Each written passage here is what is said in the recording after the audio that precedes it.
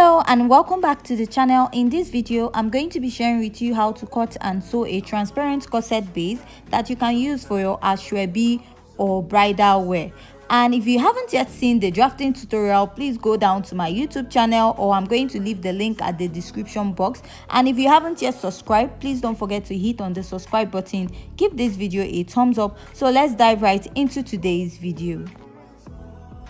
So here's the mesh I'm using. I'm just using an ordinary skin mesh, and I'm going to cut this into two pieces. That is, I'm going to fold my mesh first and then fold it up again, because I want to cut out two bases for the first mesh and I'll be joining them together. So if you're making this for your client, you want to use the crinoline net, or you want to use your corset bobbin mesh. So for this tutorial I'm just making use of an ordinary skin mesh that I have at home. So now I'm just going to go ahead to pin up my pattern and I'm going to cut it. So make sure your pattern is on fold and fold twice when cutting this out. So I'm just going to go ahead to pin and I will trim this. So sorry, my video is a bit fast because the video is actually too long, so I'm trying to cut it short. So I added ½ inch at the lower part and I'll be adding ½ inch in front of my cup and at the upper part of my pattern. So you don't need to add by the side because I have already added that when we are drafting out the pattern. I'll go ahead on pin and I'll open up my pattern. So if you notice, what I have is just one piece that is together, and I'll open up the other part, place on it, and I'll go ahead to stitch on it. This is to hold down the mesh together. For the back pattern, I'll go ahead and fold into 2 and fold into 4 again, just like I did for the front. So I went ahead to pin up my pattern, and when we were cutting this, I closed up the dart because I don't want to have a dart at the back of the dress. Now I'm just going to add ½ inch at the lower part, and by the side you're not supposed to add ½ inch, and add ½ inch in front, sorry, on top of the pattern. So opening it up, I have 2 pieces on each side and I'll go ahead to stitch on it. So this is my mesh and I've gone ahead to run a stitch around it, and make sure you use the same color of fabric that you're using, like the color of your mesh, sorry. And now this is it. I'll just go ahead and iron it out. So next is to go ahead and create your boning channels, and the width of this is about 2 inches, and I just cut as many as possible because I'll be using it to create my lacing bar. I'll go ahead and fold it and I'll be stitching it on it. So there are several ways to create a boning channel. I'm just going to use one method to do this, and I hope this is beginner friendly also. So while creating your boning, another thing you need to have in mind is the size of your boning that you're using. So if you're using a smaller boning, your boning channels will be smaller. If your boning channel is a bit big, so that determines the size of your boning channel. So now I'm going to go ahead and create little style lines or designs on it, or whatever you call it, or my boning channel, where my boning channel is going to sit. So making use of that tailor's chalk was not showing on my mesh, so I had to use my marker. But if you're making this for your client, it's not really good to use a marker, but I'm just doing this so that it will be visible for you that is watching the video. So whatever you create on this side, you're also going to create the design. So you notice on most transparent corsets they have lacing bar by the side this way. You can also go ahead to do that, but I'm just going to keep this video pretty simple. So whatever measurement I have on this side, I'll go ahead and mark exactly what I have on the other side, because you want your boning channel to look similar to what you have on the other side. So I'll just go ahead and measure and recreate what I have on the other side. So I went ahead to iron the fabric that I cut out for the boning channel. Just like I said, it's about 2 inches, and I folded it into 2, and I'll just go ahead and place it on the mesh this way to the end of the fabric. And after that I went ahead to cut out the remaining part. So add like ½ inch immediately your main fabric, and I'll go ahead to repeat the same process at the other side. Fold and I will pin.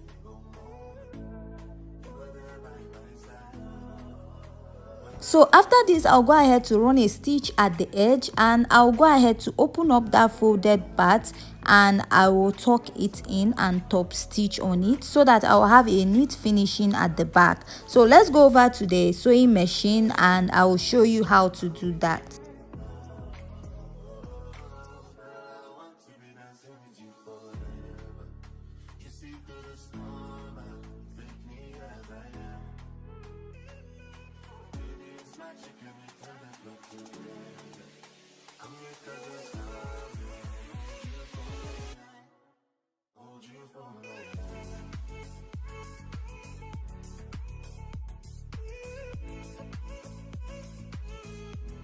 So after I'm done stitching, I'm just going to go ahead to unpin it, and I'll go ahead to tuck this in just the way you're seeing me do it here.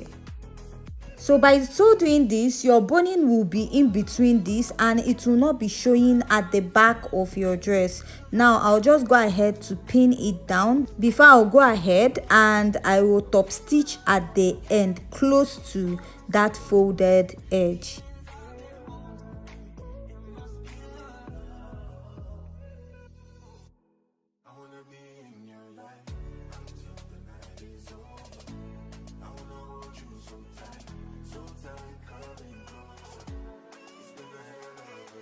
So after folding in, I'll just go ahead and stitch at the top, or top stitch at the end of the fabric this way. So I'll go ahead and I will repeat this at the other side of the fabric also. So after I'm done top stitching, this is what I have and it's very neat. Now I'll go ahead and repeat the same process at the other side, and I'll use this to create all the boning channels that I created in front of this mesh.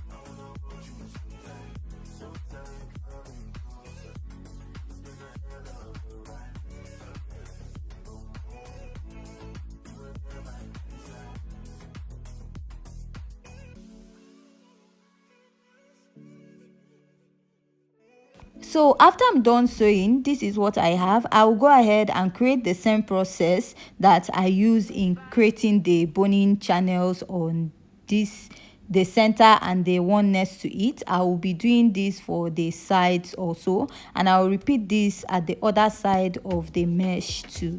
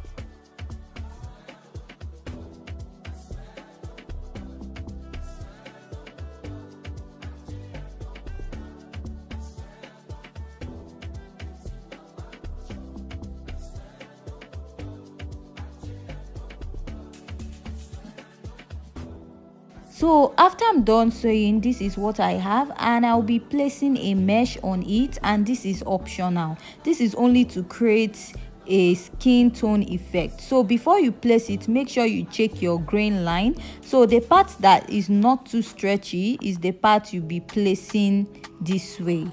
So after that, I'll just place and I will pin and trace this out.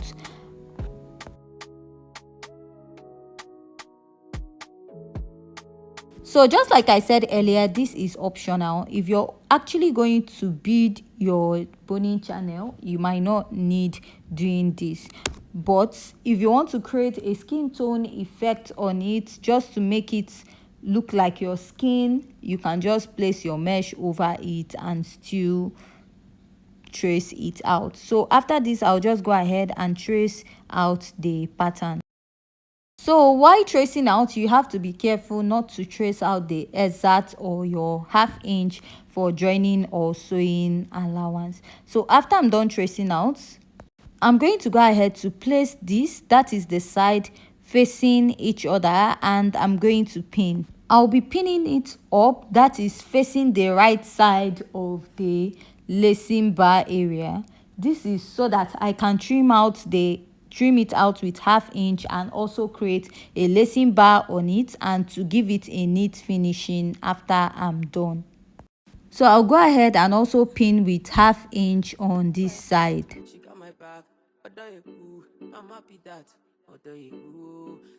So I'll go ahead and run a half inch stitch at the side. So after that, I'll just go ahead and trim out the excess at the side of my pattern or dress. So sorry, this video is a bit fast. I'm actually doing this because the video is very long, so I have to just shorten it a bit. So I'll go ahead and also trace this out at the other side of the dress this way. So at the side, I'm going to go ahead and create a boning channel on top of it and then create another one beside it again. So after I was done, this is what I have, and I went ahead to cut out 4 inches by width, and the length is a bit longer than what I have for this corset by the side. So you can just go ahead to trace this out, that is 2 inches or 1.5 inches out of the back of your corset, and cut it out, or you can just go ahead and measure out 2 inches by the side in front and by the side. So that is what I have here, 4 inches. That is 2 inches for the front side and 2 inches for the back. Now I'll be folding in half inch at one side.